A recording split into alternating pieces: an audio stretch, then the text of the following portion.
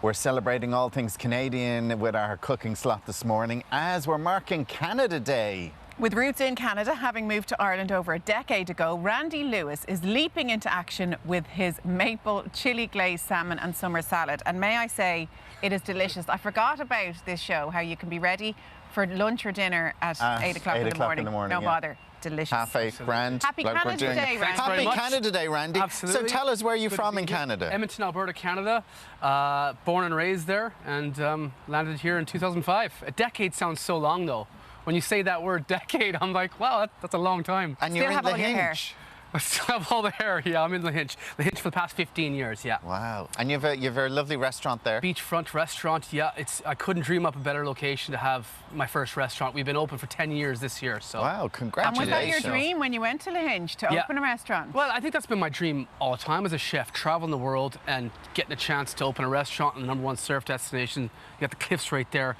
You got the golf course right there.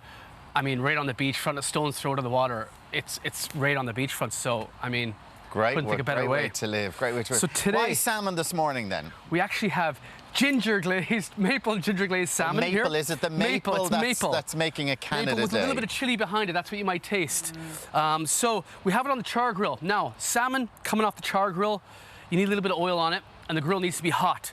So our grill is super hot, it's cleaned down. And we are going to put a little bit of oil on our cloth here. Because sometimes if you're cooking salmon, you leave the skin behind and you take the fish with you, and that's fine, but you seem to have managed both.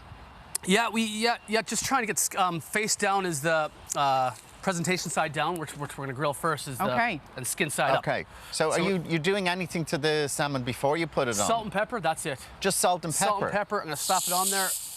You can see the sizzling going on there. And on the side, I got some potatoes ready. Just easy, yesterday's leftover potatoes. We got some rocket going on. We got some pickled carrot from the restaurant, some pomegranate, and some obviously ginger and maple glaze. So how do you make the ginger maple glaze then? You're going to show us that, are you? We got a teaspoon of ginger and we got some maple syrup in there. And it's kind of two tastes. And we have like a ginger paste salt and pepper. that you can pick up in the supermarket. Ginger paste you can pick up, absolutely, yeah, absolutely. Okay. Or you got ginger grated in there with the grater. Very simple. Boom. So you just have the maple syrup and you just put in some ginger on. Is that as simple as it is? It's as simple as that. Oh, okay. And then I kind of did it to I could taste. even do that. Now we got the recipe coming up on your guys' social media and whatnot, but it's definitely very simple. And I kind of got it to the taste. You know, I like the ginger, and obviously we've put a lot of salt in to counterbalance everything. So you're going to put, so those potatoes have to be boiled or parboiled, yeah? They don't have to be, but they're yesterday's potatoes. I mean, there's always potatoes left over in the fridge from the night before. There'll be lots of people going, not in our house. There's never a potato left over. So these are yesterday's potatoes, but yeah, like you could use, you know, whole potatoes. You could even throw a baked potato on there and maybe crush it up if you want. Okay. And have you a little bit of oil on them as well? A little bit of oil, a little bit of salt and pepper, and that's it. And very simple. Let the barbecue work its magic. I think it really combines with the citrus that we have going on here, some pickled carrot, and just some easy rocket. The pepper and the ginger and the honey, they all kind of meld together. I think you could taste it, and then the citrus flavor of the And what would specialities be in your restaurant then? Well, I'm very lucky. I've started traveling the world when I was 17, so I've lived and worked in over 5 continents. So I kind of bring flavors back from wherever I've worked, and that's how we showcase the restaurant. So it's food from around the world. So if you have an Indian curry, it's because I lived in India and I was taught by Indians. Okay. If you have, you know, dim sum dumplings, it's because I spent some time in Hong Kong learning from one of the best chefs in Hong Kong at the moment. So that's how we've come up with our recipes. Where was your favourite place, apart from Ireland? India has to be by far my favorite. It's just so multiculturalized. I spent 2 years working and living there, really learning about the culture, learning about the food, and the people, obviously. And I think it's just so diverse when you're traveling through it, and you're seeing everything. And what do you think of the produce here in Ireland? Because I think it's really hard to replicate the quality of Irish food when you travel. I think the produce is fabulous. I think we're shipping actually a lot of produce out of the country because there's people that want to pay more than we want to pay here as chefs right now at the moment. Obviously, the seafood, you know, is #1. I remember being in Thailand, seeing Galway oysters in Thailand. Yeah. Do you know? So I think seafood. How did they get here? Yeah. How did they get here fresh? Now, you know? regarding the fish, fish, then time-wise, what should you be leaving it on and making sure that it is we're looking cooked at it through? right now, and you can see the juices flowing. So we're going to go for the old flip here, and we're going to see how it's going to.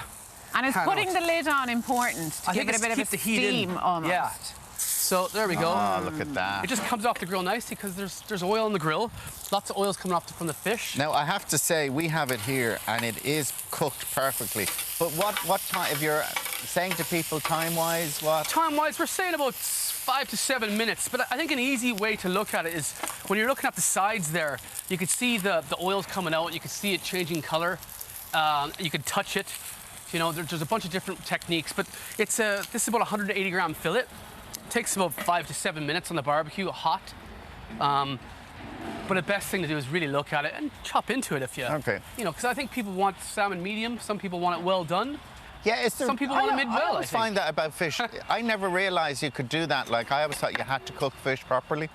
Yeah, well, I think it depends on where you are and how fresh the fish is. I think it's a bit of, you know, if the fish is old, I think people are a bit nervous to be cooking it. It should never smell fishy. It should never smell fishy, you know. fishy. No. It should smell like what kind of fish it is. Like salmon has a lovely, oily salmon smell. Do you want to plate that up then? Because we're eating that here, and you can talk us through plating it up. So you just have your little bit of salad there and your potatoes. A little bit of salad, a little bit of potatoes. We're just going to go a little bit of rocket.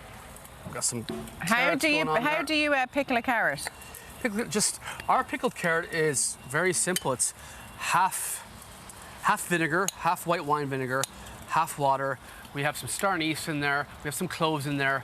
A little bit of sugar. Boil it up, and then boil in the carrots there. Let them come to a boil, and let them sit there for, you know, a day, and they come out quite nice.